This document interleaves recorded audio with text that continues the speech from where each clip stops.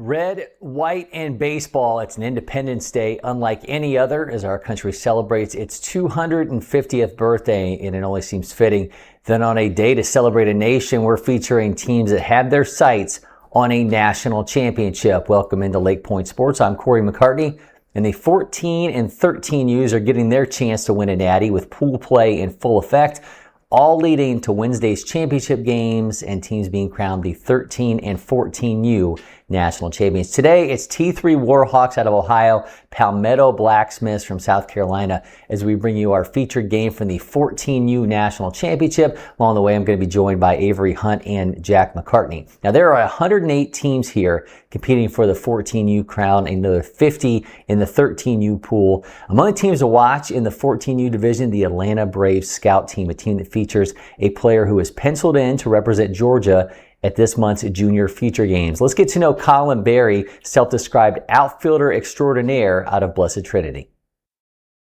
In studio with Colin Berry out of Blessed Trinity, playing for the Atlanta Braves scout team. And this 2031, going to be here at the end of July for the Junior Future Games repping Georgia. Colin, man, good to see you. Appreciate you doing this. You too. I love the IG bio on you. It says center fielder extraordinaire in training. I think that speaks about some big time aspirations that you have. Yeah. So take me inside the game. What makes Colin Berry stand out? Really just my attitude about the game. Like, I really think I love to play the game and really like my energy. I really don't get down a lot. Well, I love that. And I love what the prep baseball scouts say about the bat. Significant bat speed, quick hands, gap to gap strength.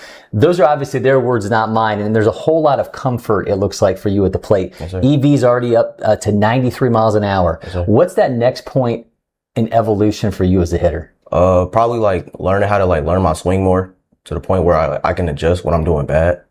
So stuff like that. Obviously, being here in Metro Atlanta, being a lefty center fielder, Michael Harris II, a guy that I think a lot of people look at as kind of that template. But who are those people that you've looked at and you say this is how you play that game? Really, yeah, Michael Harris, because my family, my family knows him and stuff. So I just caught love for just watching him. And I was a Braves reporter for years, and my interactions with him, just always a guy that's just, you talk about loving the game, loving being there, loving, just everything that goes about the game. How do you make sure that you keep that attitude regardless of what's going on the field? Really just when I get down, really just thinking of what I do it for, and it just changes my whole mood. Well, the Junior Feature Games is coming. What's the excitement level for you as you get to go out there and take that field with that Georgia across your chest? I'm very excited because I usually don't get noticed when I'm doing well. So it's good to be noticed. And you told me when we were coming over here to do this interview, the story of you finding out how you were going. So go ahead and relay that again. Tell me about how you find out you were a Junior Feature Gamer. So I was in the car heading to school. My dad said, "I have good news for you," and then he was like, "Yo, you made Junior Feature Games," and I was like, "Oh wait." Yeah, I was very excited. Well, I'm excited to see you in action. And now here's one of my favorite parts. We're going to play random questions with Colin Berry.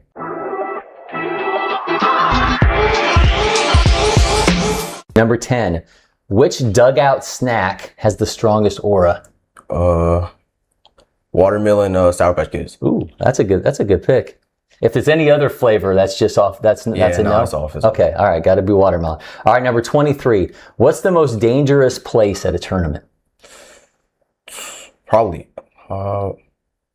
just standing out in the dugout, right outside the dugout. Yeah, you take some liners over in there. You don't want to be living that life. All right, last one, number 42. What's the fastest way to start an argument in a dugout? Saying you suck or something. Yeah. Saying that you do or somebody else does? Saying that somebody else sucks. Okay. Or being oh yeah, you just don't throw hard, and it's just they'll just fall for it. All right, yeah, you got to keep that. You got to keep the attitude strong, keep the positivity going. He's Colin Berry. Colin, man, thank you so much. I appreciate it.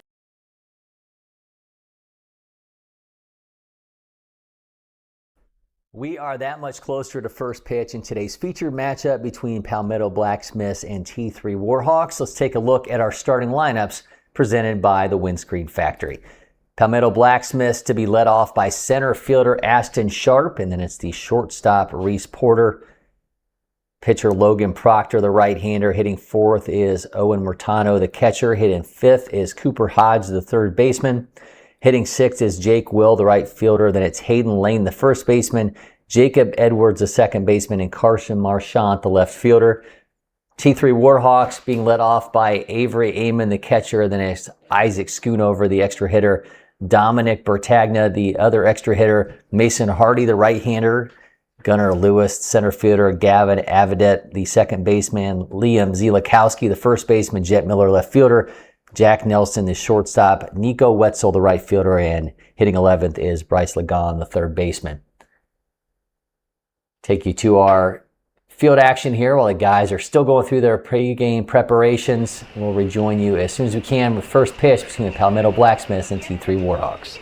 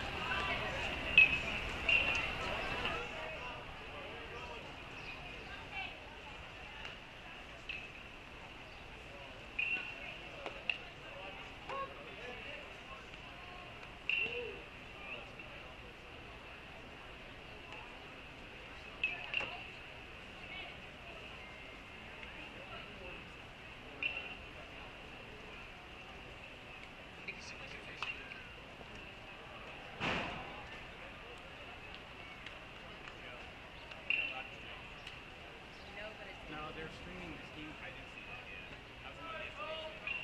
You're not allowed to, because they've got cameras on the foul poles. They've got one back here. So you have to pay for their stuff. Right? I've seen other people.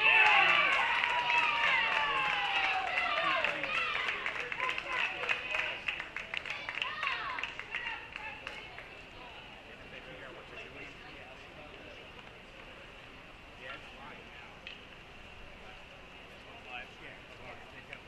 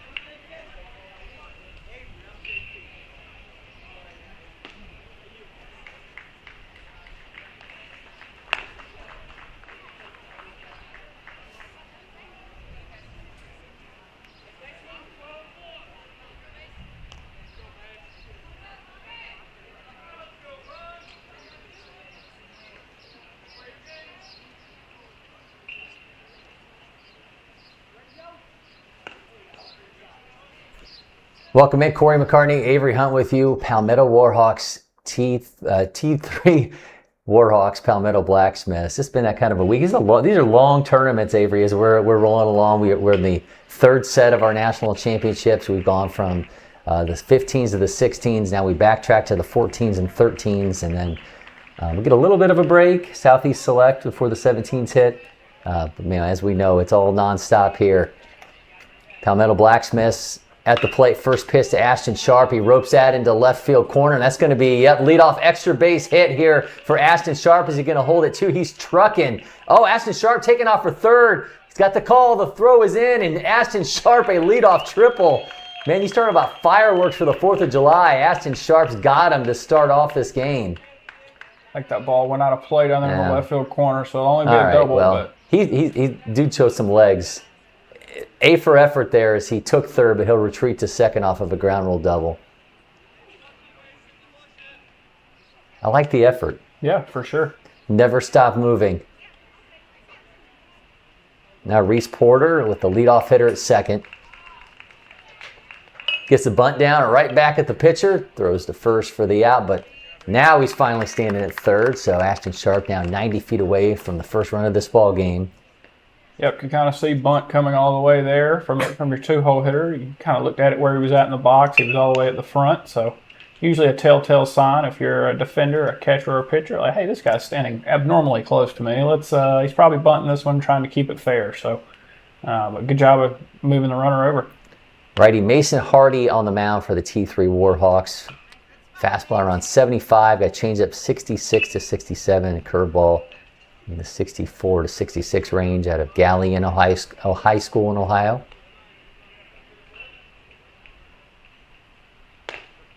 Logan Proctor got a 2-0 count. Proctor out of Barnwell High School in Williston, South Carolina. Both these teams hunting for their first pool play win. Hits were hard to come by in their opening game.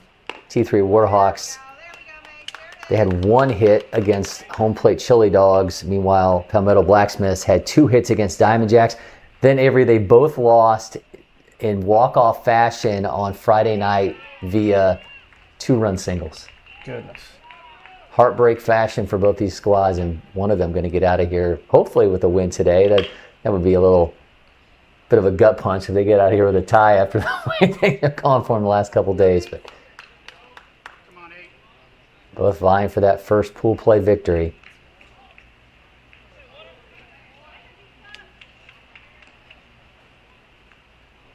I thought we'd see some teams sporting some like red, white, and blue uniforms, maybe doing something special today. We got a coach in a red, white, and blue shirt early. Yeah, I saw that. Pops it up, third base tracks it down. That was a shortstop cutting off the third baseman. The shortstop, that's a fun play to make. Hey, any ball in the air like that I can get to, let's just go catch it. Why not? And you just make the other guys mad.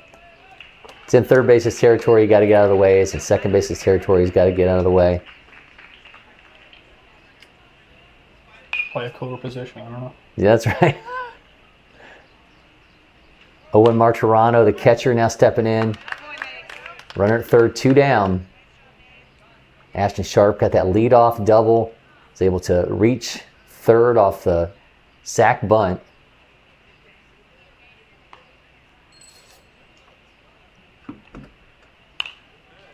0-2 count here to Martirano. Camden High School in Camden, South Carolina. You notice the difference here with the 13s and 14s? We used the metal bats this week. Yeah, I hear that familiar ding. That always gets the boys fired up when you hear that coming in the morning.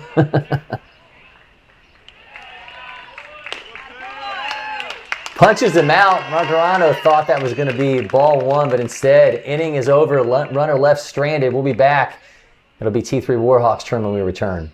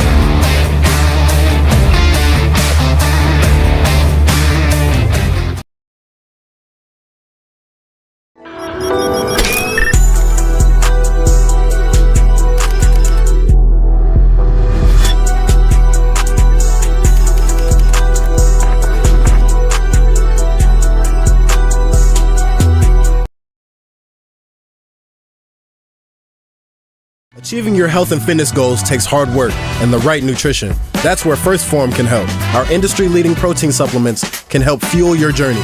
Visit firstform.com today and elevate your results.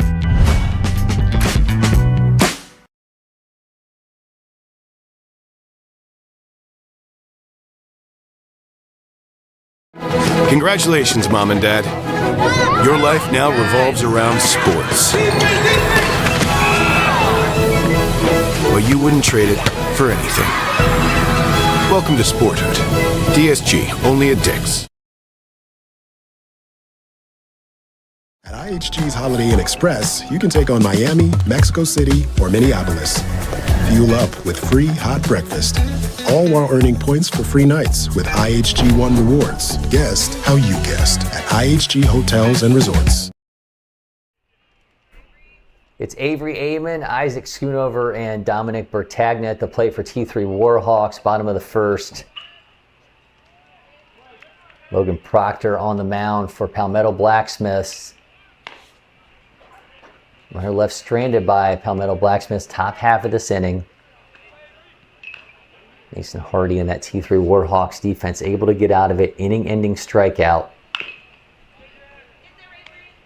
Dribbler third has it, throws, and that's out number one.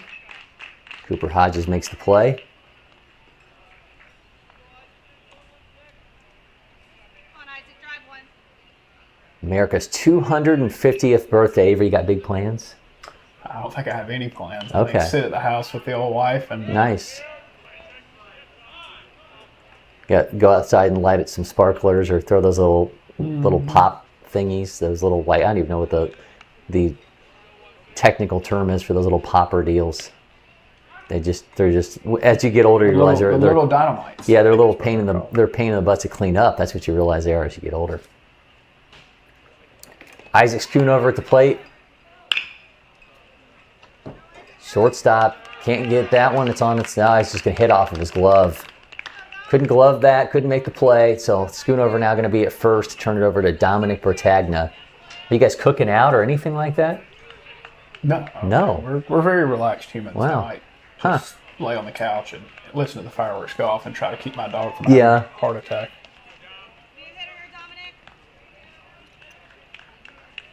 Well, I was going to have you go through the menu with me you guys might have had at the house, but I feel like at this point it might be like a microwavable Stouffer's dinner or something. Yeah.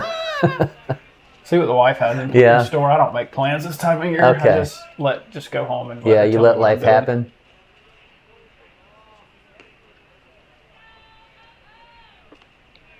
Westerville's Dominic Bertagna right up the middle. Second has it, gets the out at one bag. They complete the double play. Strong defensive inning for the Palmetto Blacksmiths. We are through one in our feature game for the 14U National Championship. We'll be right back from LakePoint Sports.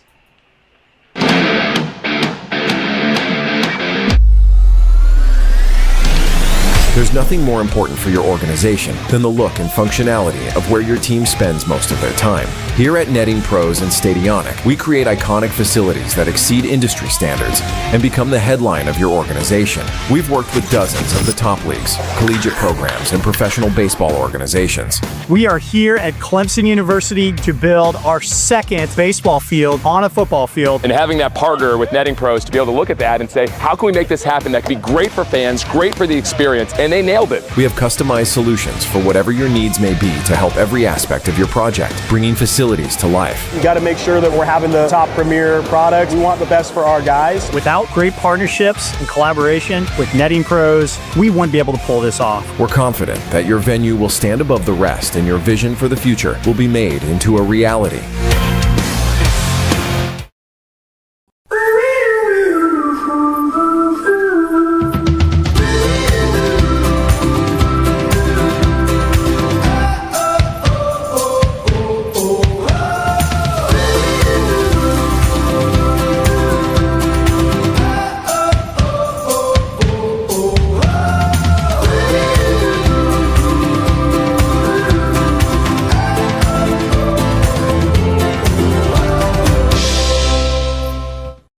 First one I picked up, I just liked it the best. And like I said, I tried a lot of different companies, a lot of different models, and I fell in love with Old Hickory for sure.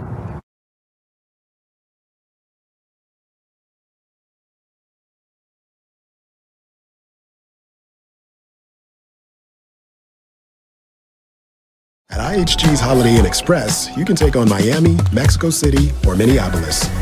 Fuel up with free hot breakfast, all while earning points for free nights with IHG One Rewards. Guest how you guessed at IHG Hotels and Resorts.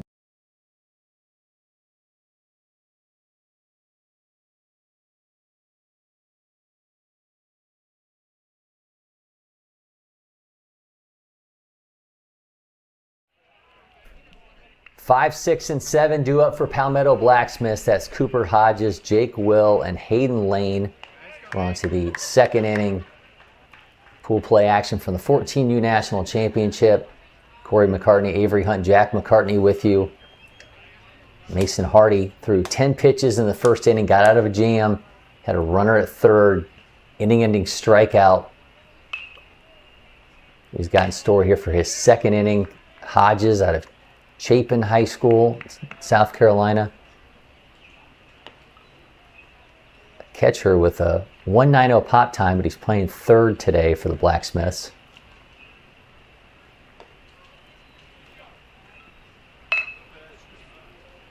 Catcher showing off the wheels. Third base has it. Tough throw, and they will not get him. Hodges starts off the inning. A bunt single. Gotta love that out of the catcher, showing the loaded toolbox.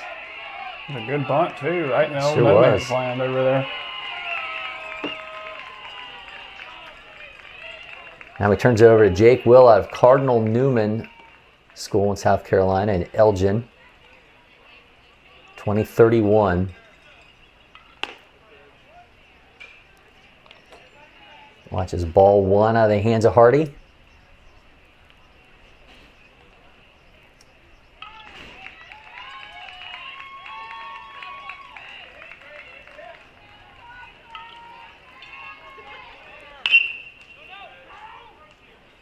Hit and run was on, but Hodges will have to retreat.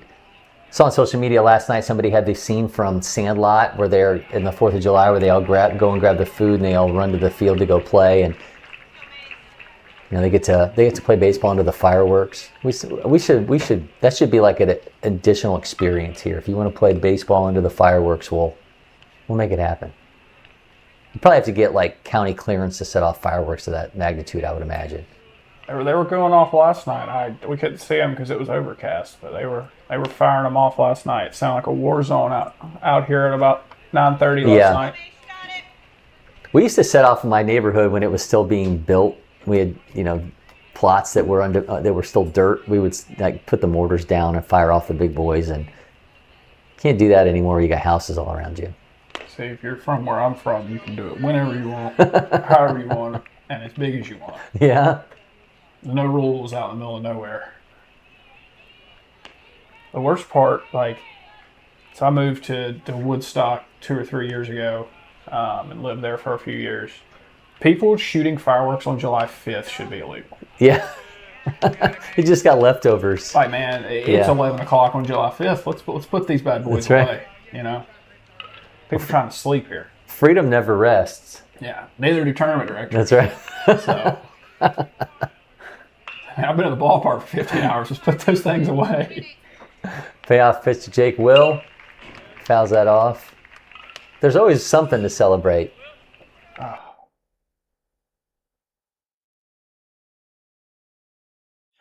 My dog would just be having an absolute panic attack. It's like, guys, can we get this together?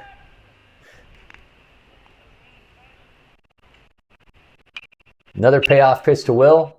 And sends that into center field. I'm not quite sure what happened there. Our camera just jumped ahead in time, so we missed the point of impact, but that is indeed a fly out.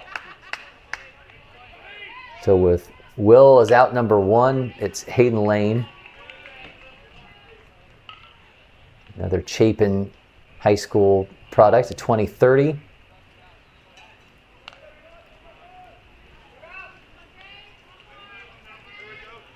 Mentioned both these teams falling in their first pool play game and both losing in walk-off fashion on Friday.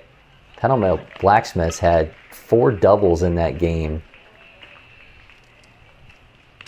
Still end up losing.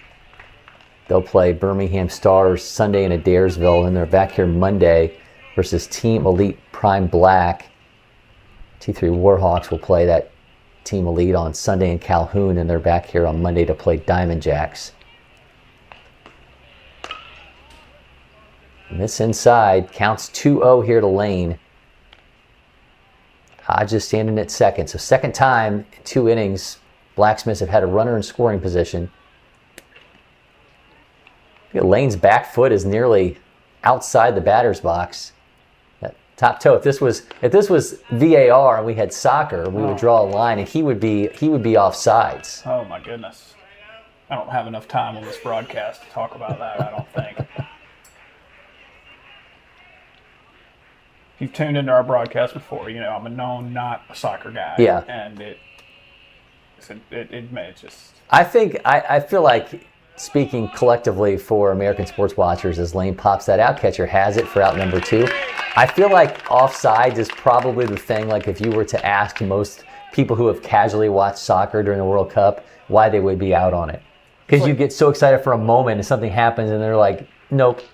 It's almost like a big hit in football. It's like, all right, yay, we scored, or yay, there's a big hit. All right, hang on, we gotta wait 10 minutes for a review if he's on sides or not. That's right. Everything is a potential targeting call.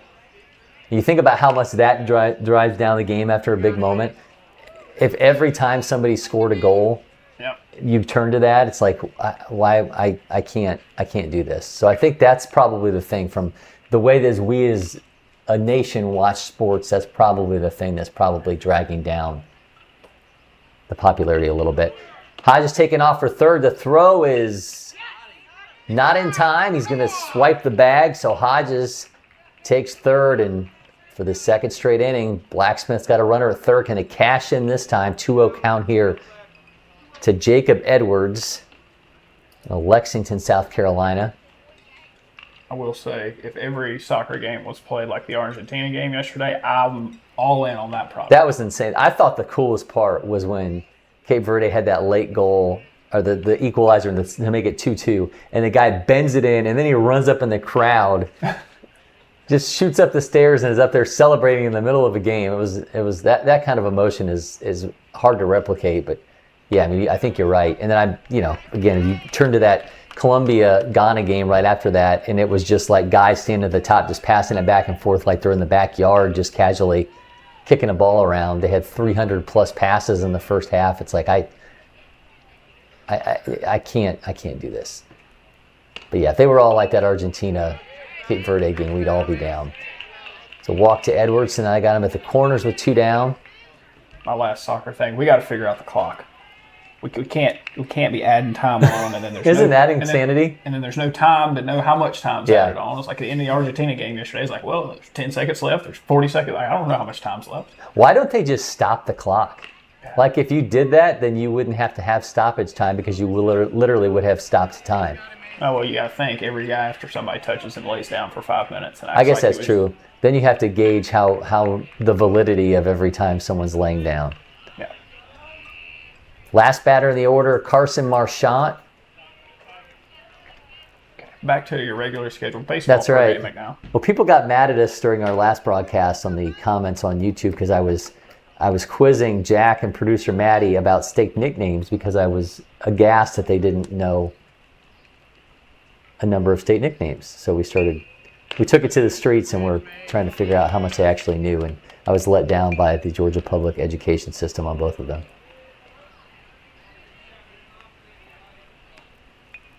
1-1 here to Marchant. Another Chapin 20-30. He's got a 1-2. Fouls that one off. 2 in scoring position for the Blacksmiths.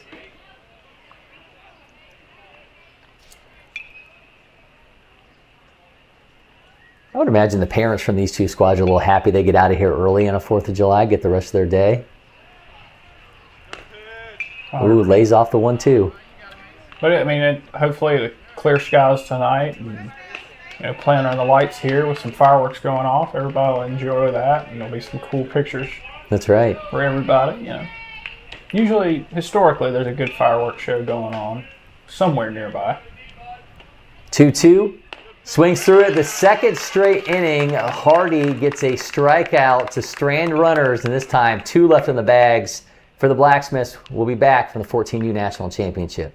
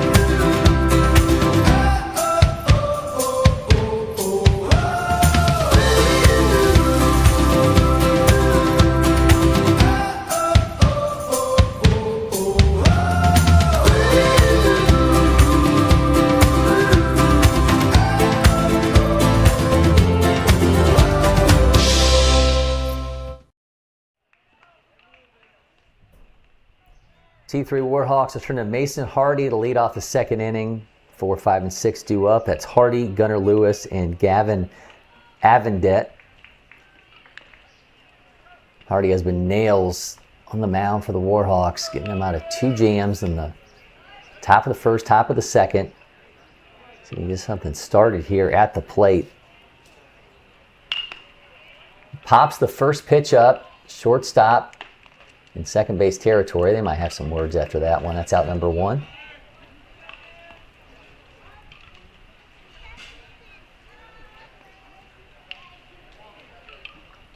Here is Gunnar Lewis out of Olentangy High School in Lewis Center, Ohio.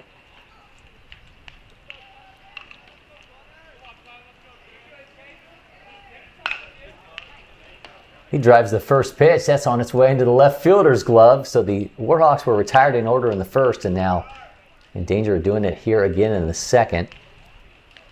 Efficient 2 pitches and 2 outs here. Yeah, 8 pitches in total thus far for Logan Proctor.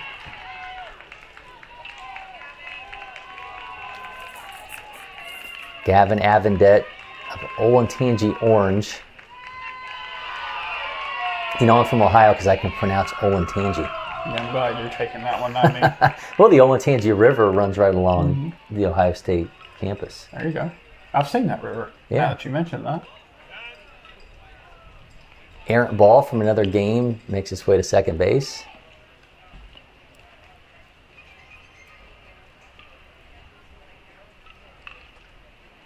We got a SEC versus Big Ten matchup in this one. Or if you want to say ACC, whatever your allegiances lie in the Palmetto State, whether you're with the Gamecocks or the Tigers against the Big Ten. I love the fact that both South Carolina and North Carolina both call themselves Carolina. Yeah. And there's a debate over which one is actually Carolina.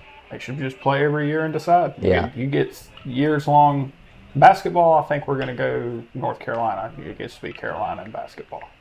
Or they could just remove that line in between the middle of them and just literally be Carolina. It's just one big state. Yeah. Let's just stop the conversation cold.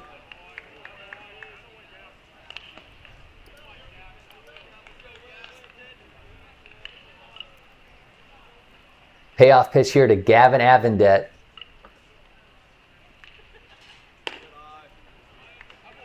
He's aboard via 2-out walk. It's like the debate over the Kansas and Arkansas pronunciation, despite the fact that they both have the same spelling. Apparently that was taken, by the way, to Congress at one point, and they voted on whether they should both have the same pronunciation. That's the kind of stuff they used to worry about in this country.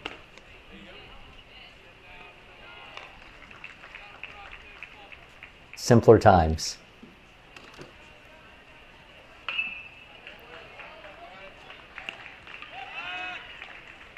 This is Liam Zielikowski.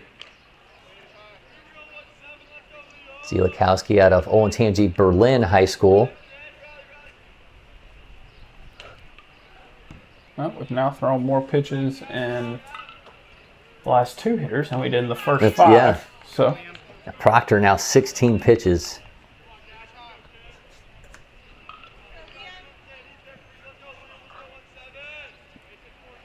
So runner in scoring position for Zielikowski. Can't lay off the elevated pitch there, and that makes it 1-2.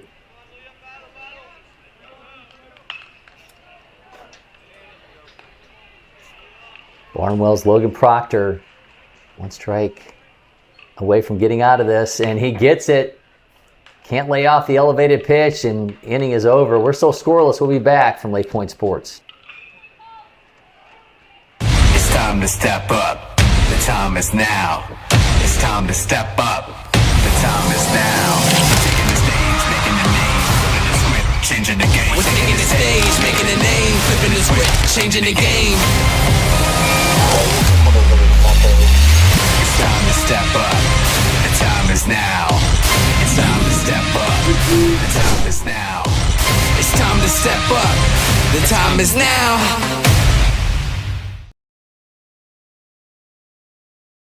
Achieving your health and fitness goals takes hard work and the right nutrition. That's where First Form can help. Our industry-leading protein supplements can help fuel your journey. Visit firstform.com today and elevate your results. At IHG's Holiday Inn Express, you can take on Miami, Mexico City, or Minneapolis. Fuel up with free hot breakfast, all while earning points for free nights with IHG One Rewards. Guest how you guessed at IHG Hotels and Resorts. Congratulations, Mom and Dad. Your life now revolves around sports. But you wouldn't trade it for anything. Welcome to Sporthood. DSG, only at Dick's.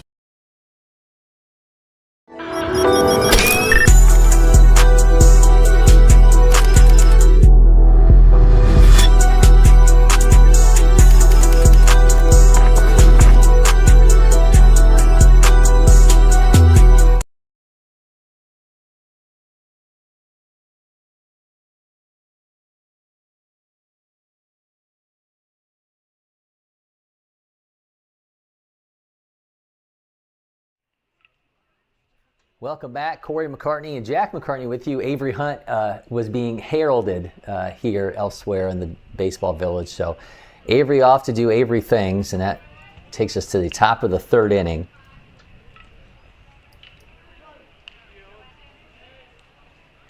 We're back to the top of the order for the Palmetto Blacksmiths. Ashton Sharp, last time we saw him, thought he had a leadoff triple. He had to retreat to second, though, as it was instead ruled a ground rule double. Left stranded at third. Twice in this game, Palmetto Blacksmiths have been able to get a runner to third. Sharp drives another. It's on its way into center field to make it 2 hits on the day for the center fielder and leadoff hitter from Palmetto Blacksmiths. Say this about Ashton Sharp, Jack. That kid is coming strong and jumping on these pitches early. Oh, he caught it? Man, all right, never mind. Erase that. See, that's the problem that we're sitting here, and I'm not at the actual field. We're in our studio.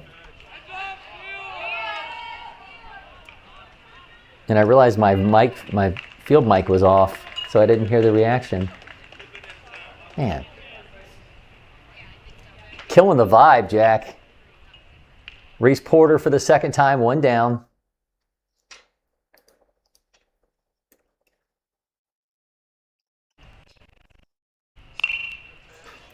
Not quite sure what's happening on the cameras today. They're getting a little bit wonky. I think they're maybe we're out celebrating the 4th of July a day early.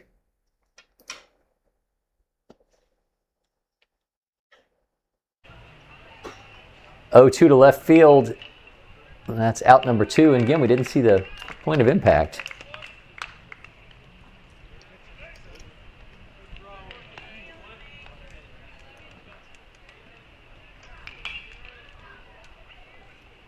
So from Reese Porter to Logan Proctor. Proctor been strong on the mound for the Blacksmiths to start off this game. Watches ball 1 from Hardy. Palmetto's got the baby blues going on, and it's difficult in an event like this. You've got close to maybe 10 teams. Proctor gets it to second. Tough play. Couldn't glove it in time, so Proctor's going to be on with 2 outs. And I know where you're going. Baby blue has been the color basically since the spring season here at LakePoint, and now you go into the summertime. The Blacksmiths aren't doing it because it's cool. They're doing it because the Blacksmiths always wear that color. Well, I mean, you've got Artillery, you've got USA Prime, you've got a slew of other teams throughout the nation that wear baby blue. It's just been the jersey. I feel like in years prior, you've had pink accents, you've had other things like that, but just we've seen Digi Camo was a big deal for a while. I know the you got the Bucks wearing that still. You've got the Dirtbags love their Digi Camo. Something like that. Catcher Owen Maturano got a 1-1 count. Proctor at first. Then plenty of traffic on the base pass for the Blacksmiths to start off this game. They stranded 1 in the first, 2 in the second. Now they have 1 on here in the third. It's now a 1-2 count to Owen Maturano.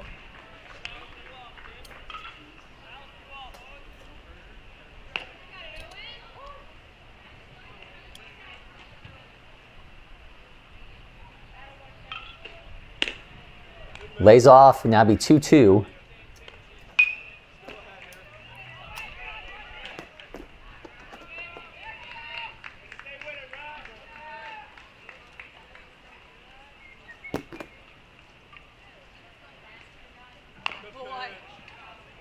Dribbler goes foul.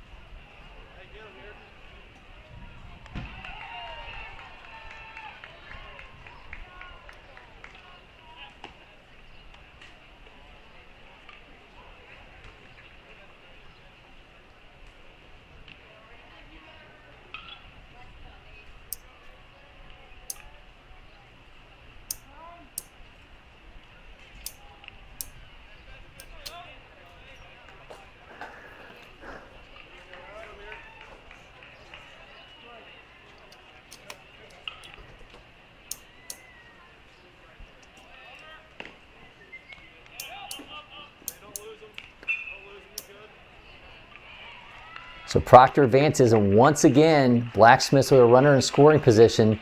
They've done so in all 3 innings, have not been able to break through. Can they do it now? Payoff pitch to Owen Maturano.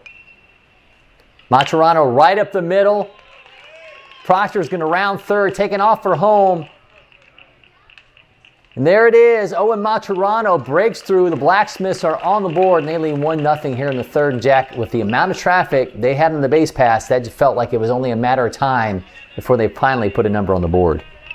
Yeah, they've been getting on the base path. They've had to try to find ways to try to advance the runners. They haven't been successful in prior innings, but with 2 outs, they get the perfect hit right there to advance the runner from second to home.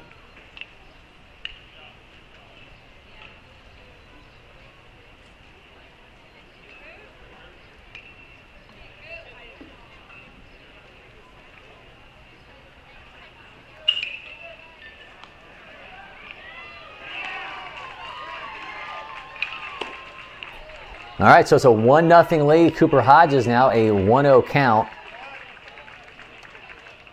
Moment of redemption there for Owen Maturano because he struck out with Ashton Sharp at third base in the first, but he's able to come through with a run-scoring single. They now lead 1-0 here in the top of the third inning.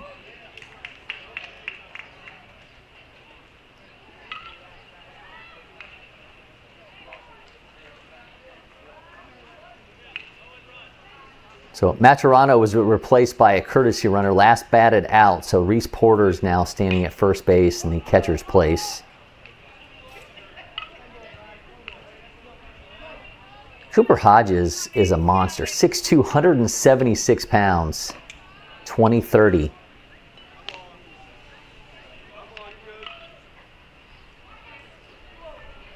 He's got a 2-0 count. Hardy's now thrown 49 pitches. Got himself out of trouble in the first and the second, but could not do so here in the third as his team's now down 1-0.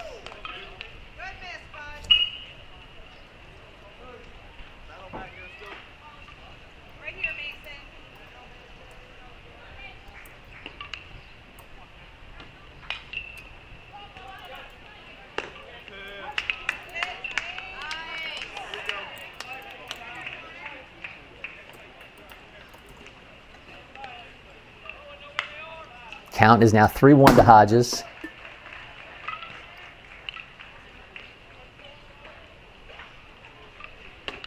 Swing and a miss, going to run it full.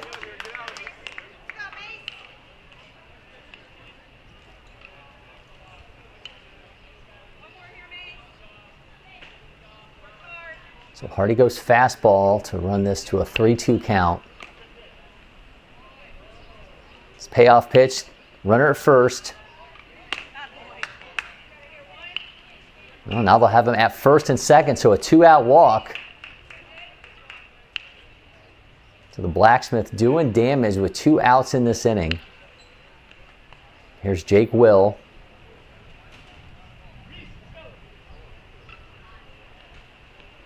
So I believe what just happened there is that Maturano actually had to go back to first, and now he's getting a courtesy runner. Now here we go. Now we've got Porter at second, so all is right in the world, and the catcher can start putting his gear on with 2 outs. And really, I mean, in the end of the day, that's in everyone's best interest, right? You get the catcher off the field, let him start getting the gear on so we're not delayed to start the next inning. It's a strike to start this AB against Will. Well, also to think that catchers are, I mean, that's demanding on your body the entire game. You're wearing all that gear. It's real hot out here. You're catching balls that you don't have any clue where it's going to, and then it's just those catchers in an event like this. It's just demanding on your body. You're catching every day. Well, that's why so many of these teams will have have 3 or 4 catchers just so they can try to spread the wealth. Misses glove side, makes it 1-2. I think someone needs to devise catching gear that almost has like what would be the equivalent of like a scoop coming out of the bottom of it, so you could almost like sit. You know? Like, let's make that happen. Let's get some smarter folks to do that. Jay Will ropes that in left field. Porter taking off for home. Can't be gloved. Couldn't get a grip on that. The ball's loose. Hodges is going to cross the plate. It's now 3-1. Will's standing at third. And the lead has grown for the Blacksmiths. Things just went awry. Couldn't get a clean grip on that ball in left field, Miller. And chaos reigned. Blacksmiths now lead 3-0. Yeah, this is a difficult spot to be in as a left fielder. The ball's coming in. It's not going particularly fast.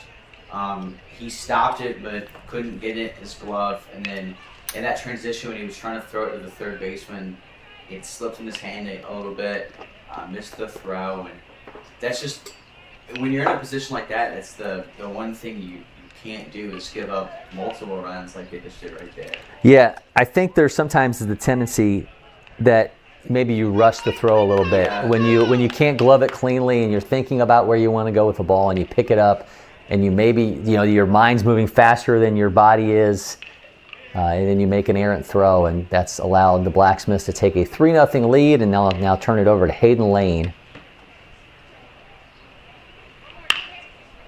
Lane pops the first pitch up. Right fielder has it. Innings over. Blacksmiths lead 3-0 when we come back. The success of every athlete depends on their instincts and split-second decision-making skills. S2 Cognition delivers the leading digital evaluation that is scientifically validated to measure these cognitive abilities that have been unquantifiable until now. The S2 eval is designed to analyze how athletes see, think, and react to in-game split-second decisions. So how does S2 work? The S2 eval is a 30 to 45-minute sports-specific digital evaluation that measures an athlete's cognitive skills and instincts. The eval is uniquely designed for each sport to capture the split-second decisions made in the game. The S2 score report is automatically generated after the eval, with data that provides a complete picture of the athlete's cognitive skills. These results will unlock opportunities for athletes, coaches, athletic directors, scouts, and general managers. It's time to know your game so that you can build to win.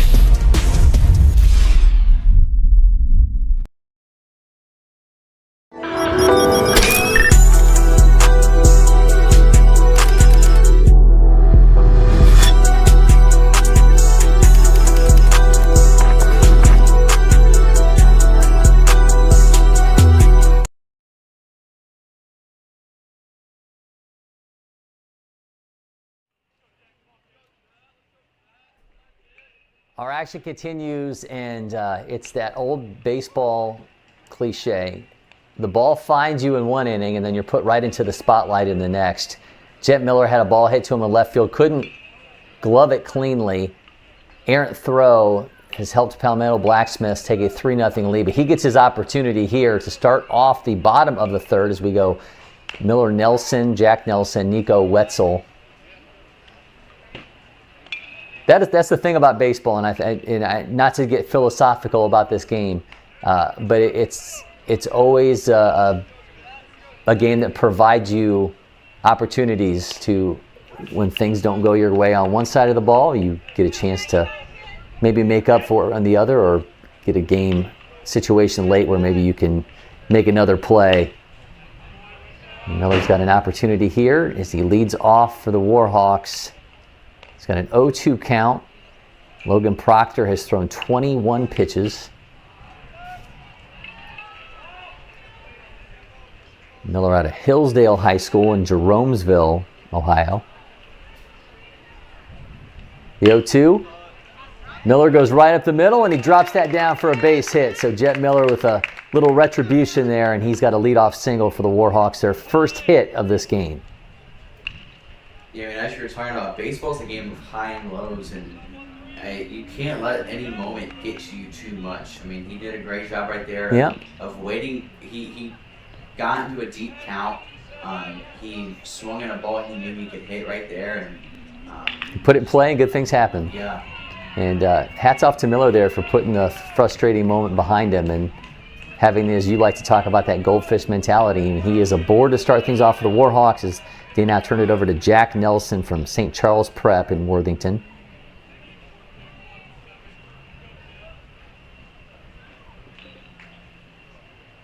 Nelson shows bunt, pops it back, catcher gloves that, breadbasket catch, first out of the inning. Yeah, that's such a hard play for catchers. I mean, when that ball goes up, Mask didn't even come off. the mask Like he didn't just even come off. he just stayed with it. Yeah, that's just such a difficult play. I mean, And guess who that was behind the plate? Owen Maturano, who delivered the first RBI of this game. So he's having himself a day.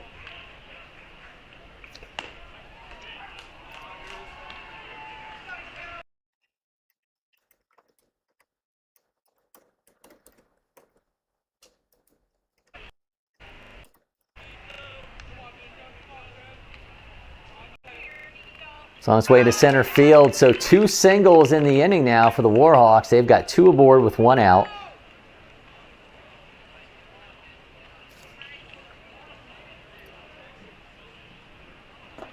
well, I talked about the powder blues and how those have been such a lot of teams have used those uniforms this year. I really can't think of a team that has uniforms like T3 right now.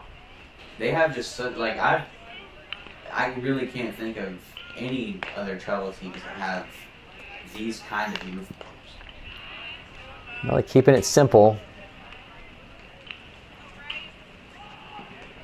This is Bryce Lagon, the last hitter in the order.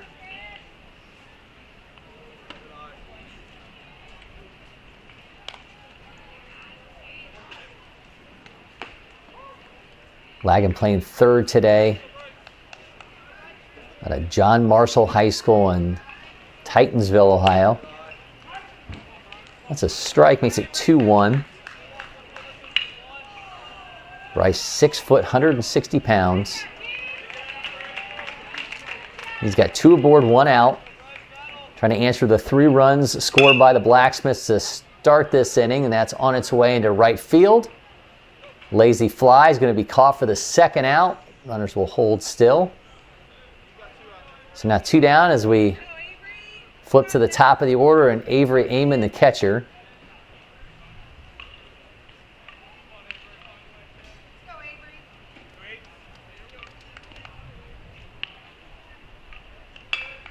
Amon out of Pickerington North.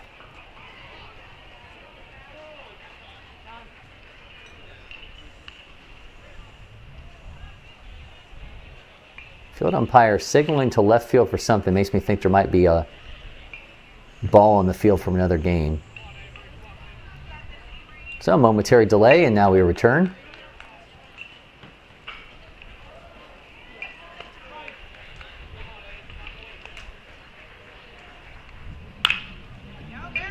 First pitch put in play. It's on its way into left field. Runner taken off from third.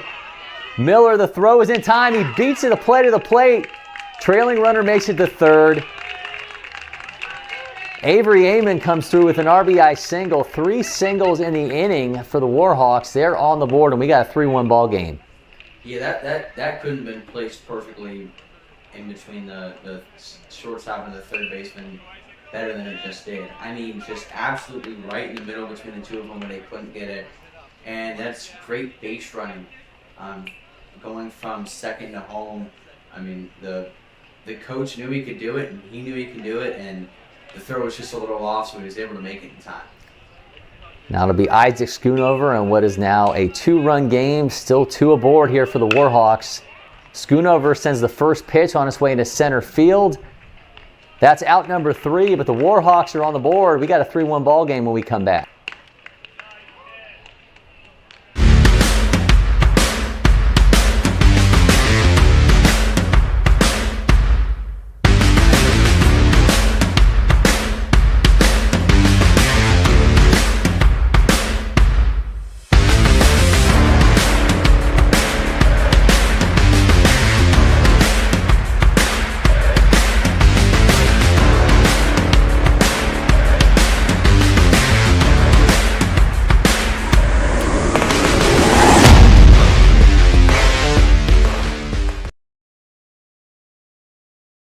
Congratulations, Mom and Dad. Your life now revolves around sports. Everett, Neela! Well, you wouldn't trade it for anything. Welcome to Sporthood. DSG, only at Dick's.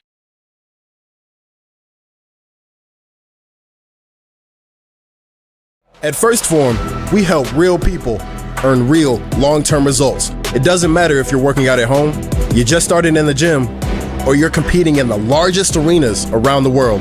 Our full line of nutritional supplements are second to none and designed to fuel your journey every step of the way. With our industry-leading 110% money-back guarantee, you have nothing to lose. Visit firstform.com today and let us help you reach your goals. At IHG's Holiday Inn Express, you can take on Miami, Mexico City, or Minneapolis. Fuel up with free hot breakfast, all while earning points for free nights with IHG One Rewards. Guest how you guessed at IHG Hotels and Resorts.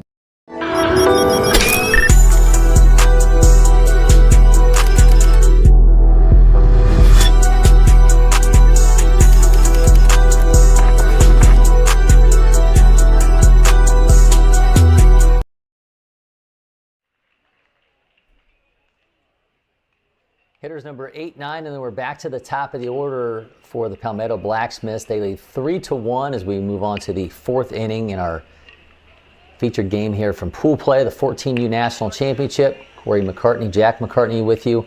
So this is Jacob Edwards with Carson Marchant and Ashton Sharp to follow. 5 hits in this game for the Blacksmiths. Mason Hardy on the mound throwing now. 59 pitches for the Warhawks.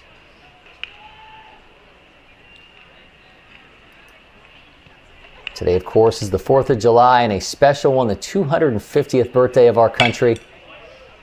Edwards ropes that into right field for out number 1, which Jack, of course, everyone, aside from Avery Hunt, who apparently is going to be eating whatever his wife decides when he finally leaves the baseball village today, most people cook out on the 4th of July. So we're going to talk a little bit as this game wears along about best 4th of July cookout foods. Maybe we have a definitive top 5 by the time this whole deal's over with. We have a new batter into the ball game here for the Blacksmiths. Carson Marchant being replaced. This is now Dagan Green out of Nices, South Carolina. It's a 2-0 count here. He's 6 foot, 145-pound right-hander.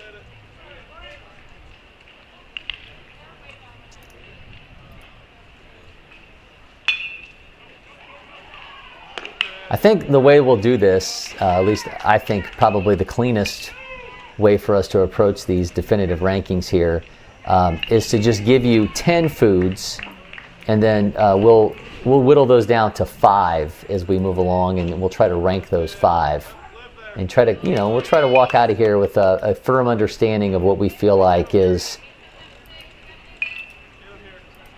best to a clear-cut top 5 cookout foods for the 4th of July as we can come to. Green fouls that, counts 2-2. So I give you 10 and we'll start taking away 5.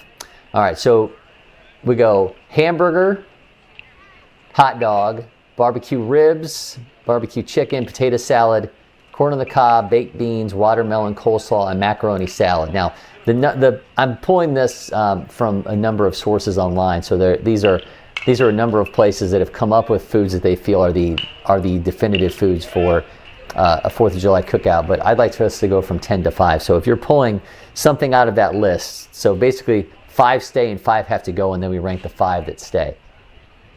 I feel like macaroni salad's probably the first one I would pull out of that. I'm getting rid of macaroni salad. I'm getting rid of coleslaw. Coleslaw would be the first thing I get rid of. Really? Never been a huge coleslaw guy. I could care Have you less been a about little coleslaw guy? I've never been a little coleslaw guy. All right. I may get it away from me. No. Yeah.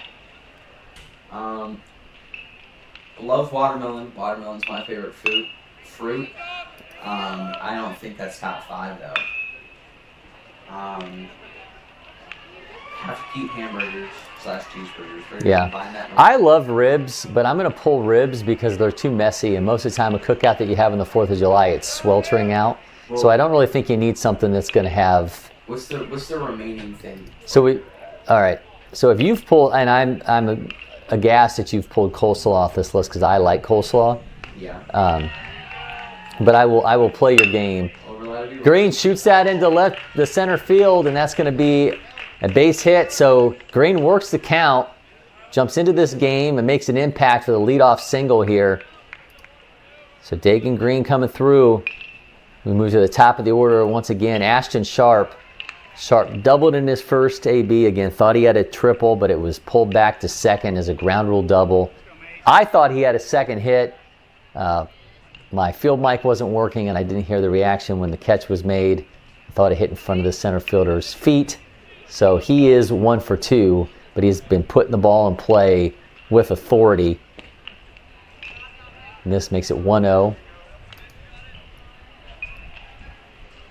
I don't think hamburger's going anywhere. I think hamburger, hot dog, corn on the cob. I feel like we could maybe pull barbecue chicken. Sharp ropes that into left field. He's got 2 hits in the day, a double and now a single, and moves Green along to second. I'm going to say it's barbecue chicken from here. So you're pulling chicken? I'm pulling barbecue chicken. What about potato salad? I don't like that either. Okay. All right. Well, here's then based off your limited food palette, we're going to go out and have a talk with Hardy after Sharp's aboard via his second hit of this ball game. He's going to cough it up as they'll have a pitching change for the Warhawks. But we're going to stick with this because I think this is our opportunity to come to a final point in this conversation. So we're now left with hamburger, hot dog, corn on the cob, baked beans, and watermelon. Those are our 5 as we've whittled this list from 10 to 5 down for the top foods that you would eat on a 4th of July cookout. So if we're ranking hamburger, hot dog, corn on the cob, baked beans, watermelon, what do we feel like is 5 out of that list? Baked beans. So you're going 5 baked beans. Well, baked beans are like, it's a side. It's not like... It's still a food. I'm getting rid of this, like the sides, like the... So we're not getting rid of anything. We're just sliding them down into a top 5. Well, I'm getting that one off first because it's not going to fill you up at all. And well, watermelon is certainly not going to fill you up. It's nothing but... There's some pretty big watermelons. All right. I think watermelon is 4 and corn on the cob is 3. Yep. And then we'll go hot dog 2, hamburger 1. Yep. Okay, so there you go. Hot dogs are like... I feel like with hot dogs, it's like, yeah, they're good, but it's like after watching Joey Chestnut. Oh, that's, you know, and honestly, like, my mind wasn't even going to today's proceedings with Joey Chestnut trying to win another one until you had actually brought it up, and now I'm excited because I think that's within the next hour and a half. Well, Joey Chestnut's going to dial it up. The thing with that is you watch them massacre these hot dogs. They put them in water to soak the bread, all that stuff. It's like, I don't know if I want to eat a hot dog after I watch them eat it because I feel like I'm... Well, you want to eat 70 of them. Gavin Avendette going to step in. He's got Reese Porter at the plate. Porter hit by the first pitch. So Avendette, the new pitcher for T3 Warhawks, takes over for Mason Hardy. Avendette's got a fastball around 71, which Reese Porter just got a taste of. Now turn it over to Logan Proctor. So the bases are now juiced. The lead is 3-1 for the Palmetto Blacksmiths.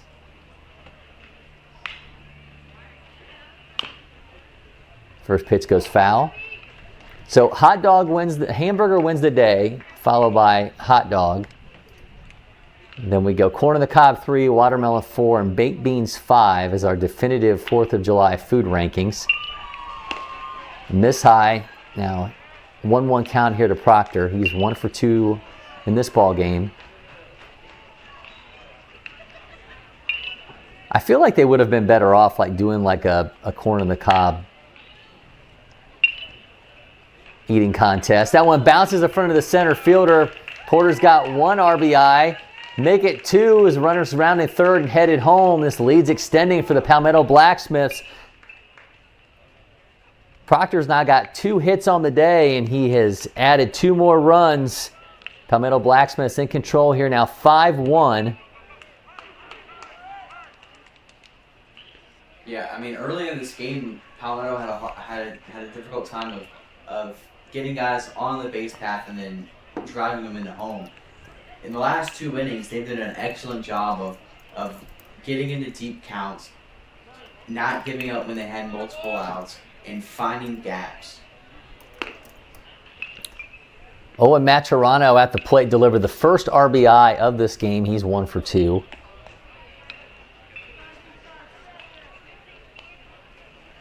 So that was ruled, at least on the Palmetto Blacksmiths game changer, was ruled an error on that last play, the 4th of the game for T3 Warhawks. So Proctor only credited with 1 RBI there, but he has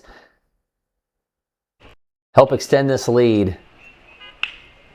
The count's now 1-1 here to Maturano. 2 runs scored in this inning by the Blacksmiths. They lead 5-1, 8 hits in this game.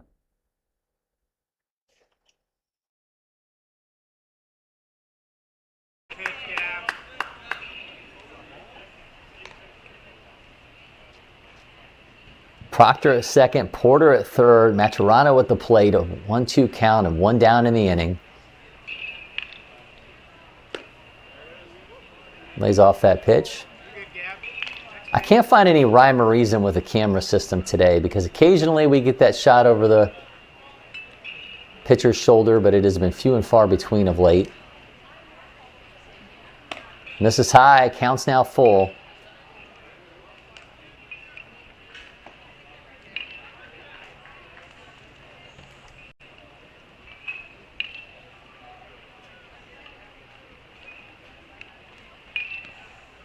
Misses inside, and Maturano is aboard once again. Bases will once again be loaded, and Cooper Hodges, the third baseman, steps in.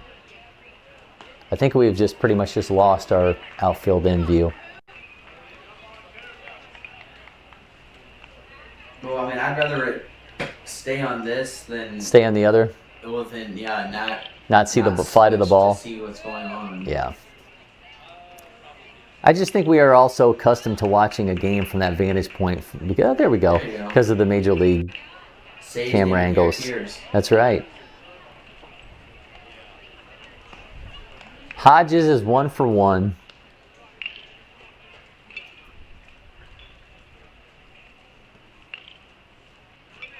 Six batters in this Blacksmiths lineup have hits thus far. 2 of them from Ashton Sharp.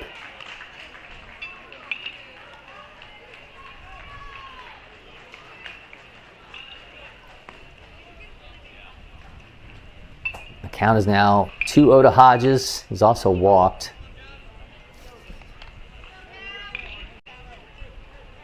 There's been 3 free passes issued by Warhawks pitching thus far.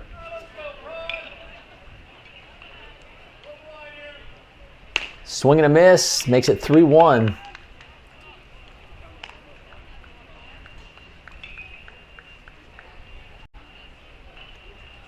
Second time in this inning, the Blacksmiths have had the bases loaded.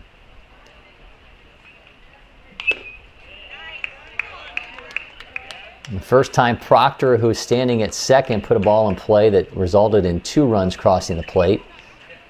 He was credited with just 1 RBI as another run scored off of an error. Full count to Hodges. Stays alive as he drives that back foul.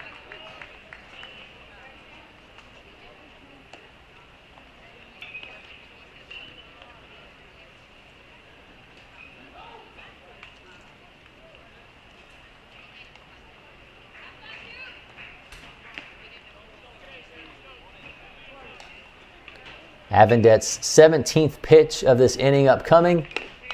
Swing and a miss, gets him down on strike, so Hodges is a strikeout victim, and there's now 2 down with the bases juiced as Jake Will steps in. Will is 1 for 2. He also has an RBI.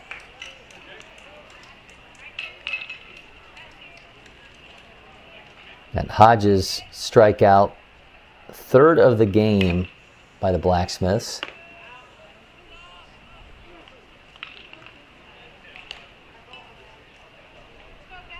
Tomorrow we'll be back, not for baseball, but for basketball. The Rise Hoops Battle for Georgia, presented by Publix, will have its final games tomorrow. So we'll have coverage of the 16U and 17U championship games slated for 3:30 and 5 o'clock. Jack McCartney and Mike Cyprian will be on the call for those games. I'll be in a support role for that one, so you might hear me chime in every once in a while if you happen to join us for that.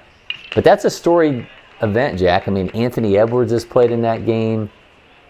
You think about Stephen Castle has played in that game. Stephon Castle has played in that game.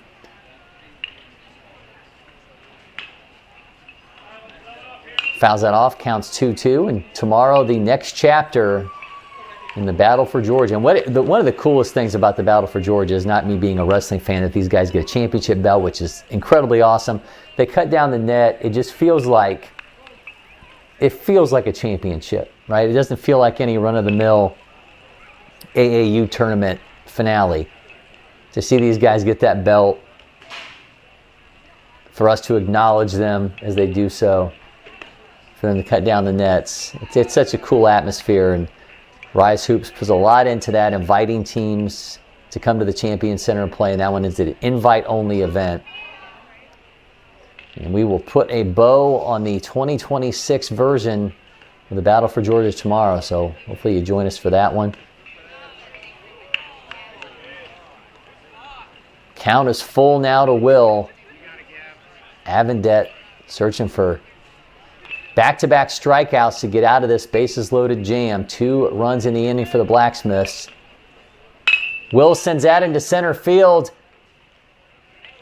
Oh, he does make the catch. A shoestring catch in center field. Great job by Lewis in center, making the catch and denying Blacksmiths some more runs, but they added 2. It's a 5-1 ball game when we come back.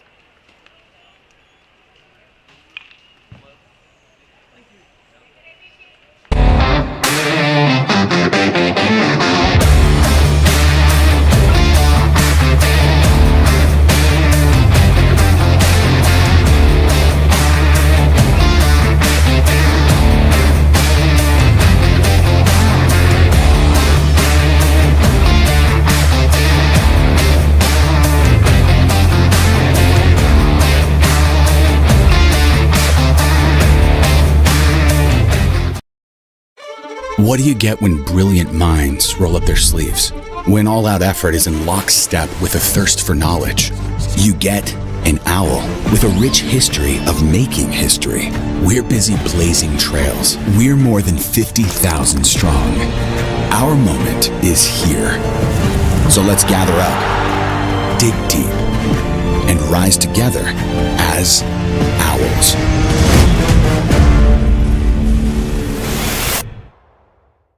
At IHG's Holiday Inn Express, you can take on Miami, Mexico City, or Minneapolis. Fuel up with free hot breakfast, all while earning points for free nights with IHG One Rewards. Guest how you guessed at IHG Hotels and Resorts. Achieving your health and fitness goals takes hard work and the right nutrition. That's where First Form can help. Our industry-leading protein supplements can help fuel your journey. Visit firstform.com today and elevate your results.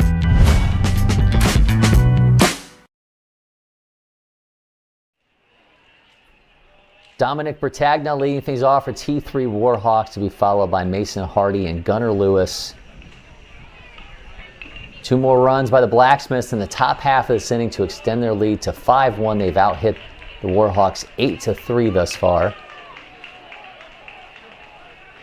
Logan Proctor's 4th inning of work. He's thrown 32 pitches.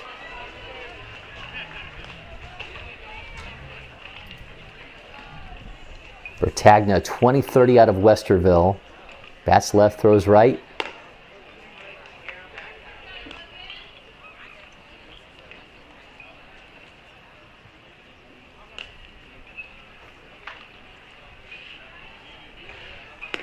And he's now got a 3-0 count. Again, Hardy and Lewis to follow. 1 run scored by the Warhawks in the bottom of the 3rd.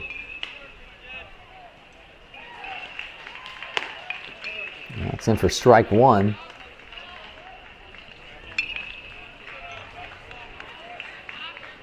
As we were talking about before the break, Battle for Georgia broadcast tomorrow. Bertagna fouls that off. Then we'll be back on Wednesday, 14U championship game coverage. That game is slated for 11:20. The end of a long, long road for these squads. You got to win 10 games to get out of here as champion of one of these national championships. Well, you don't have to win 10 games, but it takes 10 games to get it done. Maybe you drop one in pool play and you're able to get out of your pool with a division win and then go on to the bracket play and go on a run. But 10 games in total to get it done. Just when you spell that out and you start thinking about putting the pitching together, can be a daunting task for these coaches, which is certainly one of the most difficult parts of one of these national championships, is having enough arms to get it done. Once into left field, and that is out number 1 into the glove of Green. Green replacing Carson Marchand, who was a starting left fielder. And in steps Mason Hardy, who was the starting pitcher for the Warhawks. Hardy in the mound went 3 1/3, allowed 6 hits, 5 runs, only 2 of them earned. He walked 2 and struck out 2. He's 0 for 1 in this game.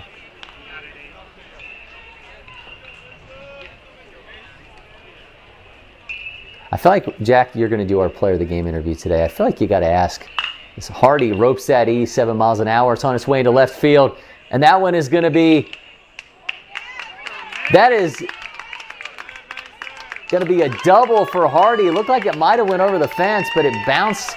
And he's got himself a 1-out double. Hardy coming strong, 87 miles an hour, all the way to the left field wall. Yeah, I really don't know if he could have got more of that ball. I thought it was gone for a split second. I thought he had gotten all of it. Yeah, he just absolutely obliterated that baseball. 87 miles off the bat. Just absolutely broke it into that left field wall.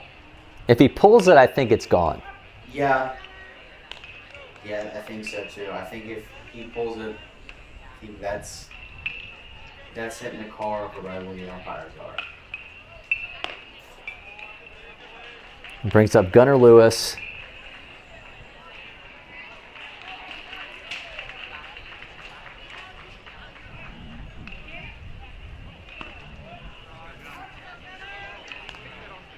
Lewis had an Olentangy.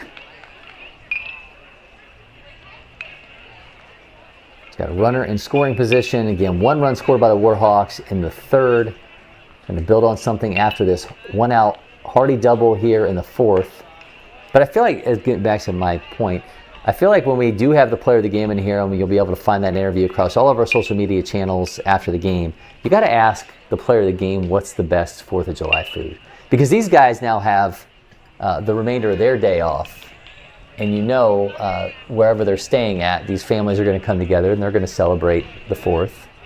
Food will be had. And I'd love to know what our player of the game is going to be most excited about as he turns his attention to 4th of July cookout food. Well, and it's hot out, it's humid out, and these guys are sweating like crazy. The 4th of July is a perfect event for a perfect holiday for an event like this, because you eat big for the 4th of July. You do. Dribbler to short. Gets you out at 1. Runner takes off for 3rd. Ball gets loose. Hardy's going to hold there, though. So Hardy able to advance as Lewis grounds out for out number 2. I will say that's great heads-up base running by Hardy right there. It sure was. Gavin Avondette, who has replaced Hardy on the mound, will now try to drive him in with 2 down in the inning. Avondette, first pitch swinging, sends that into center field. Got the center fielder on the run. Makes the play. Inning over. Runner left stranded. It's still 5-1 Palmetto Blacksmiths when we come back.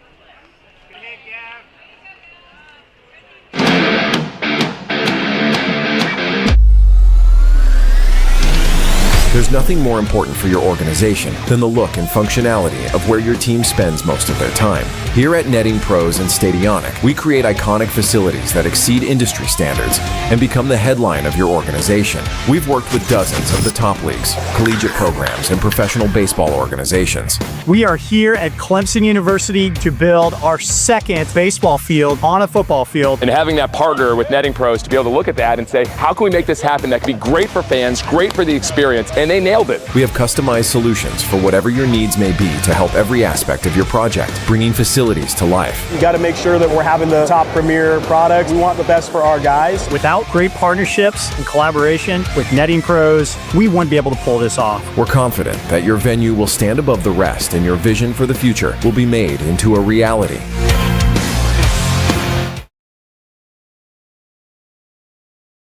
Congratulations, Mom and Dad. Your life now revolves around sports. Everett, Neela! But you wouldn't trade it for anything. Welcome to Sporthood. DSG, only at Dick's.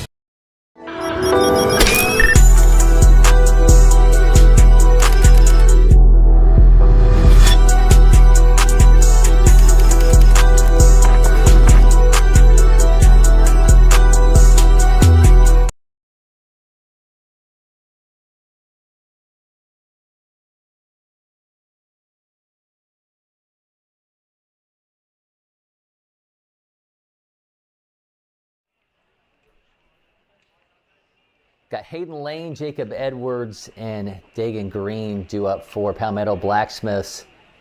They lead 5-1 here in the top of the 5th inning. Cory McCartney, Jack McCartney with you. Blacksmiths scored 3 runs in the 3rd, 2 more in the 4th.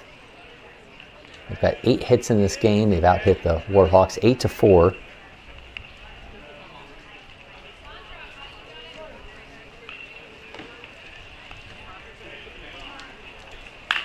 Lane 0 for 2. Sends that into center field on the first pitch for out number 1. So Lane's bid for his first hit will have to wait. Brings up Jacob Edwards, second baseman. Edwards 0 for 1, but he did walk.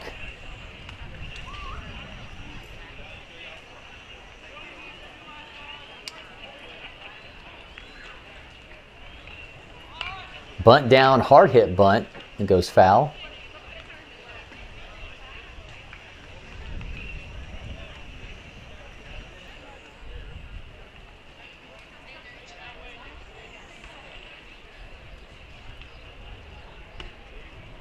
This is low, count will be even.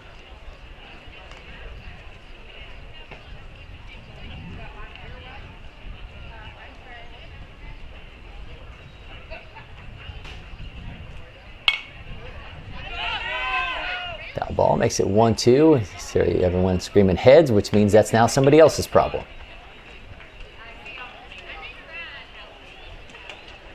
I always think it's funny as the event goes on and the days pass, the amount of people saying heads starts to dwindle down every foul ball. It does. Once you get into day 4 or 5 of a tournament like this, Maybe they're just saying it like internally. maybe they've said it or heard it so much it's now in their sleep, I guess. Yeah. Counts now full here to Edwards. Jacob Edwards out of Lexington.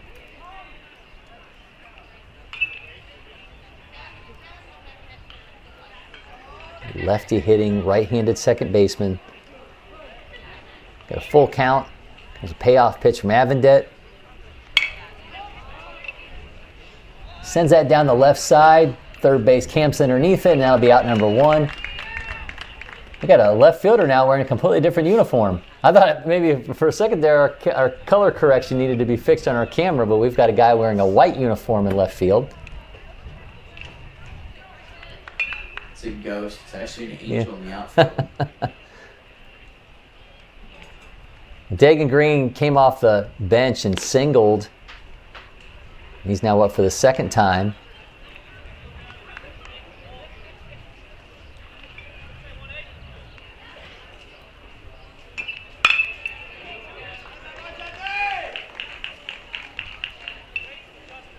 That's going to be a 2-out single. What's interesting, though, is I think that was Carson Marchant back in the lineup, which makes little to no sense. Game Changer actually had that as Marchant again. So Dagan Green came in and got a hit in that spot, but now, according to the Palmetto Blacksmith Game Changer, that was once again Marchant, and he got a hit. So do with that information what you will. But we're nonetheless back to the top of the order. Ashton Sharp, and he pops out to the catcher in the bunt attempt. Do another half an inning. The lead is 5-1 Blacksmiths when we return.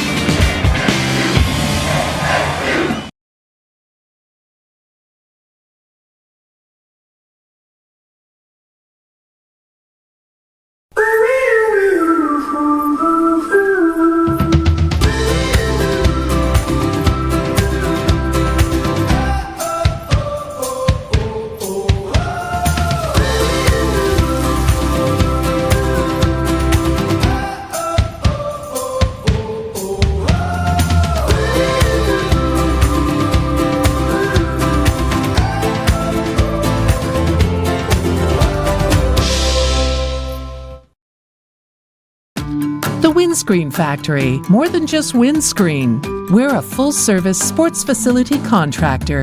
We manufacture windscreen for sports and construction, do fence repair and installation, and fabricate field netting and batting cages. In addition to manufacturing the products, we also install upon request. We make safety padding for backstops, rails, and walls, as well as full-service print shop with logo, branding, and signage capabilities. Please call us for a quote today. Liam Zielikowski leading it off for the Warhawks. He swings through strike number 1. He's to be followed by Jet Miller, Jack Nelson. 5-1 lead for the Blacksmiths. Both of these teams hunting for their first pool play victory, both of them falling in walk-off fashion on Friday. So this game loomed large for both squads.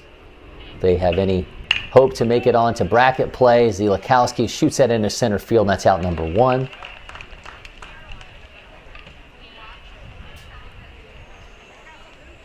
Certainly tough to make it to bracket play with 2 outs in pool play, but you never know how things can break over a couple days.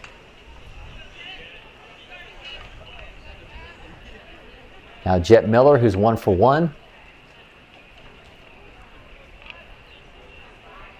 Miller sends the first pitch, chops it off into right field. First base makes an athletic grab.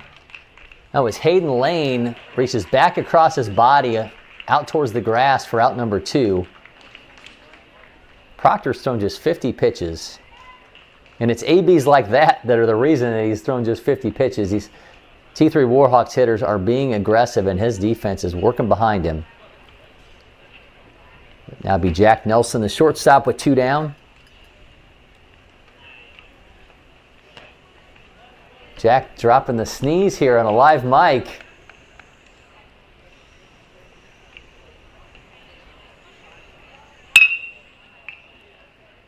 Base gloves it, throws. Another quick inning for Proctor and this Palmetto Blacksmiths defense. They leave 5-1 when we come back.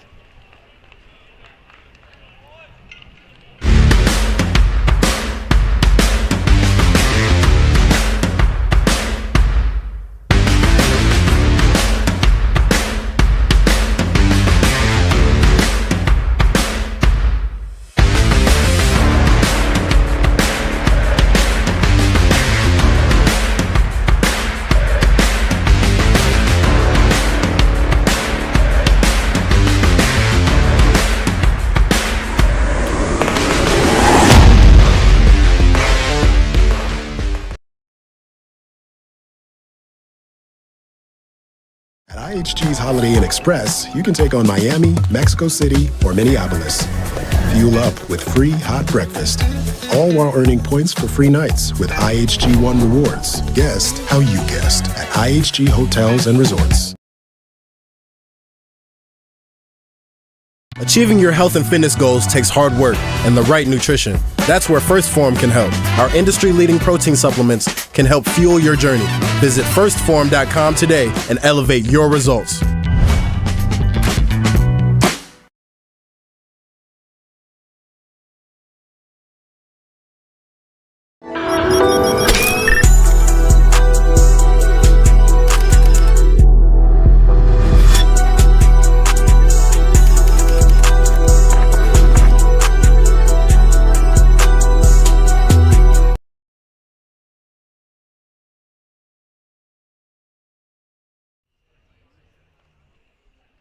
We got Reese Porter, Logan Proctor, and Owen Maturano due up for the Blacksmiths here in the 6th inning. They lead 5-1 over T3 Warhawks as pool play continues in the 14U National Championship. Cory McCartney and Jack McCartney with you, opposing pitcher Gavin Avendet leading off the inning.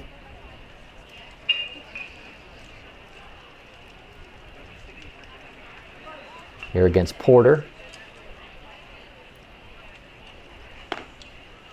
Porter is 0 for 2, and you got Logan Proctor and Owen Maturano to follow.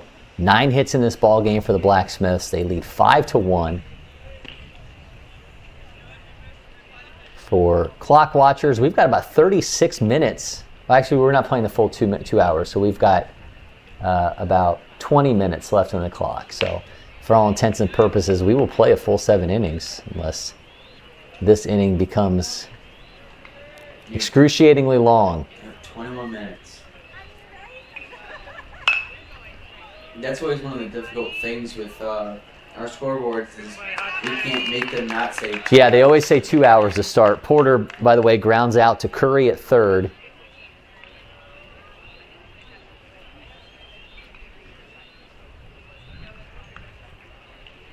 So Hudson Curry, new third baseman for the Warhawks out of Upper Arlington High School. Logan Proctor. Proctor 2 for 3 in this game. He's also been on the mound for 5 innings. Proctor skies that one. First base has it. Camps underneath it for out number 2. So make it 2 for 4 for Proctor in this game. There's Owen Maturano. Suffice to say, Logan Proctor making a play for player of the game in this one, especially if he continues to pitch like he has. And Maturano got a case of his own. He's 1 for 2. Drove in the first run of this ball game and made a nifty catch from behind the plate on a popped bunt attempt. Mask didn't even come off as he was able to make a breadbasket catch.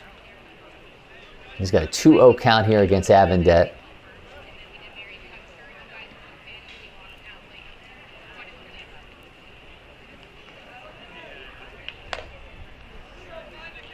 Scoreboard just showed, by the way, Jack, a advertisement for the varsity, and it says they have the new Mr. Pibb.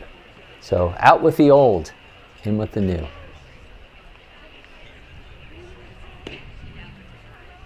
Walk to Maturano with 2 outs, brings up Cooper Hodges. Hodges is 1 for 2.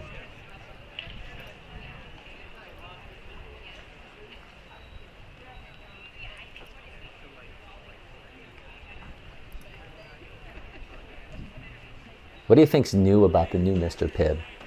Did they change the ingredients, or is it a different batch? Maybe they got a new guy that's in charge of it. It's a new formula featuring New an formula. intense cherry caramel flavor. So different nodes. That's like wine. Like they kind of changed the makeup of it. It's also expanded with 2 new variations. Ooh. Mr. Pibb Thrillin' Vanilla. Thrilling vanilla or Thrilla vanilla? It says Thrillin' Vanilla. Okay. I thought it was maybe like the Thrilla in vanilla. And Mr. Pibb Punchin' Heat. Okay.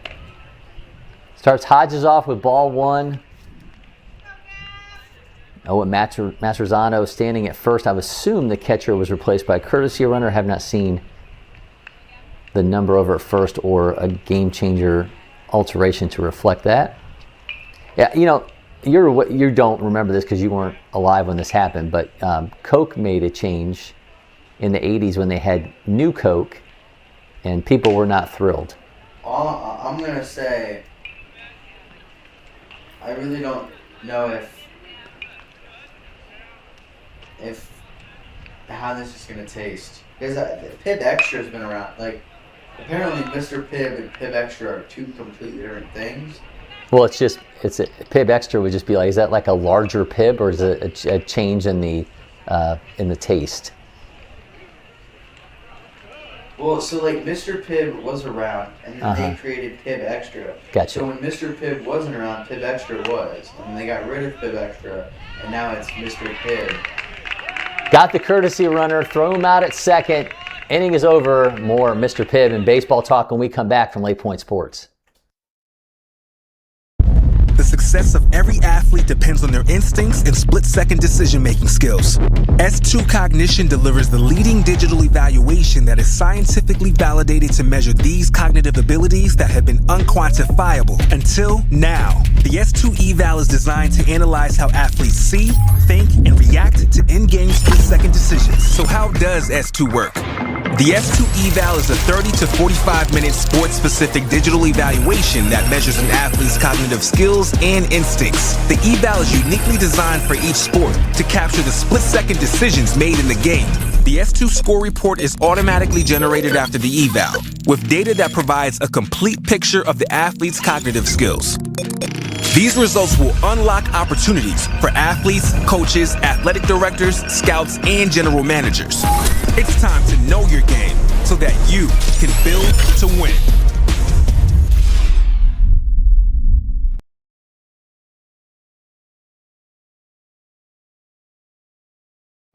Congratulations, Mom and Dad.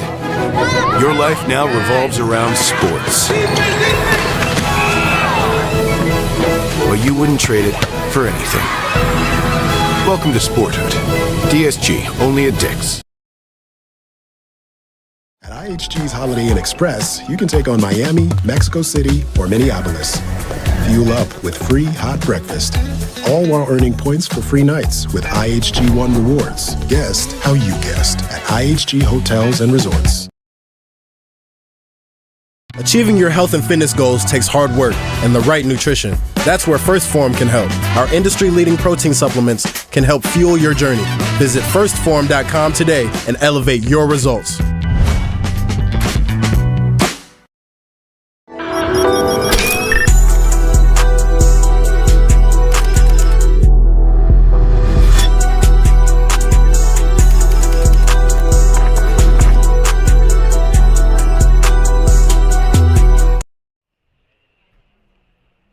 Inning number 6 for Logan Proctor on the mound for the Palmetto Blacksmiths. He's been awfully strong so far. He's allowed 4 hits, but just 1 run. It was earned. He's got a walk and a strikeout. 51 pitches, 36 of them for strikes, and he'll have Nico Wetzel, Bryce Ligon, and Avery Amon. So hitters number 10, 11, and 1 for the Warhawks in the bottom of the 6th inning.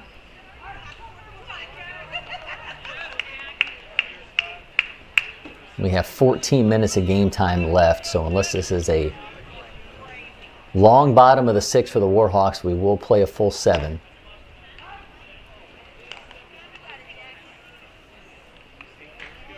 And we, of course, make these broadcasts free on Facebook, X, and YouTube. If you want to catch any of the action live or on demand for any of the games here on the prep baseball schedule at the Baseball Village, you can find it via LakePoint Live, powered by Aware TV and Pixelot.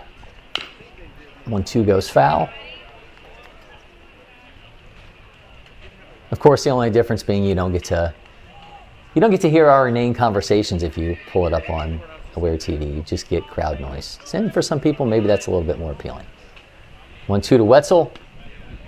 And this is low. Count will be even now.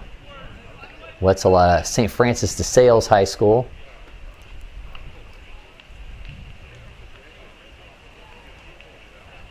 2-2 from Proctor. That one's sky high. Lane has it for out number 1. This Blacksmith defense has been really good. I will say, I feel like first basemen and catchers are usually the guys that make the least amount of plays on the baseball field. Yeah. And I feel like today we've seen more plays by seeing impressive throw over from third. That was Alex Applegate, by the way, stepping into the game and first pitch put in play for the Olentangy Berlin 2030. He's out number 2. Tried to slide into first to see if he could beat that throw over from Cooper Hodges. He could not, and that's out number 2. And we're back to the top of the order. So 4th time in this ball game, we get a look at Avery Amon from Pickerington. He is 1 for 2. And an absolute rarity when you think about a summer travel team that you have your catcher hitting leadoff, but that's the case with Avery Amon. So guy who can absolutely swing it. He drives the 0-1. Our camera didn't cooperate on that one, but as you can see, left fielder makes a throw into short. Inning is over. On to number 7. We'll be back. It's a 5-1 lead for Blacksmiths. You're watching pool play action from the 14U National Championship. Backed by over 100 years of engine design and manufacturing and a highly skilled dealer network. Yanmar. Yanmar Tractors. Quality. Hardworking. reliability. Leave, no, job unfinished. Yanmar. Okay, let's change the narrative here. This game's over with. Palmetto Blacksmiths win 5-1. It looks like we cut the game time down to 1:30 instead of 1:45. They did have to squeeze some extra games in. So the Blacksmiths get out of here 5-1 win. They out-hit the Warhawks 9-4 in this ball game, and some really strong performances across the board in this one for the Blacksmiths. Sharp had 2 hits, Proctor had 2 hits, and then they also had Martirano, Hodges, Will, Green, and Marchant all with hits as well. Proctor was sensational on the mound. He goes 6 innings, 4 hits, 1 run. It was earned, walked 1, and struck out 1. And the Blacksmiths get a win that they sorely needed. They were trying to build up their resume in pool play. Again, they had lost their opener to Diamond Jacks, lost on Friday night in walk-off fashion to Home Plate Chili Dogs, but they come back in this one, and they'll now take a 1-2 record into Sunday's matchup with Birmingham Stars in Adairsville. Meanwhile, for the T3 Warhawks, still searching for their first win, and they'll try to get that on Sunday as they play Team Elite Prime Black at Calhoun. They'll be back here on Monday against the Diamond Jacks. We're going to take a quick break in studio, put a cap on this one, talk player of the game and more when we come back from LakePoint Sports. The success of every athlete depends on their instincts and split-second decision-making skills. S2 Cognition delivers the leading digital evaluation that is scientifically validated to measure these cognitive abilities that have been unquantifiable until now. The S2 eval is designed to analyze how athletes see, think, and react to in-game split-second decisions. So how does S2 work? The S2 eval is a 30 to 45-minute sports-specific digital evaluation that measures an athlete's cognitive skills and instincts. The eval is uniquely designed for each sport to capture the split-second decisions made in the game. The S2 score report is automatically generated after the eval, with data that provides a complete picture of the athlete's cognitive skills. These results will unlock opportunities for athletes, coaches, athletic directors, scouts, and general managers. It's time to know your game so that you can build to win.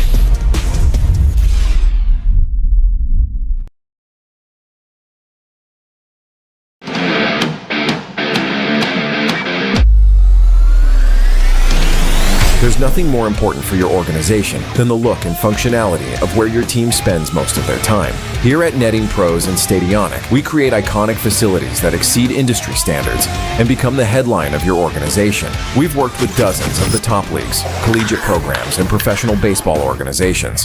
We are here at Clemson University to build our second baseball field on a football field. And having that partner with Netting Pros to be able to look at that and say, how can we make this happen that could be great for fans, great for the experience, and they nailed it. We have customized solutions for whatever your needs may be to help every aspect of your project, bringing facilities to life. You got to make sure that we're having the top premier products. We want the best for our guys. Without great partnerships and collaboration with Netting Pros, we wouldn't be able to pull this off. We're confident that your venue will stand above the rest and your vision for the future will be made into a reality.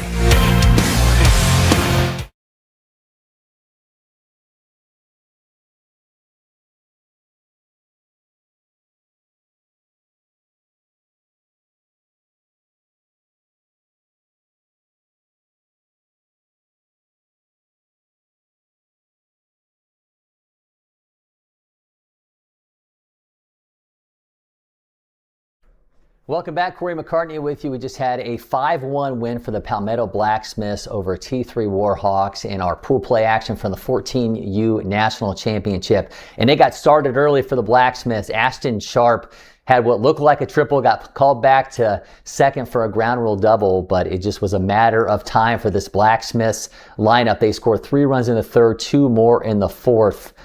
And just held on to get a 5-1 victory in this ball game. And 9 hits in all. I mentioned Sharp. He had 2 of them. Owen Maturano delivered the first run of this game, but Logan Proctor came through on the plate, at the plate and on the mound. Goes 2 for 4 at the plate with a double.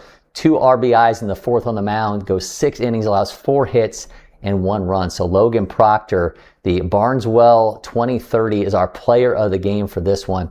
And of course, we're far from done with our 14U coverage. We'll be back Wednesday, coverage of the championship game. You'll be able to find that at 11:20. And of course, you can watch all the action across the 14U or 13U national championships via LakePoint Live, powered by Aware TV and Pixelot. So check that out. Until next time, for Avery Hunt, producer Jack McCartney, I'm Cory McCartney. For now, we're signing off from LakePoint Sports. 4th of July, everybody.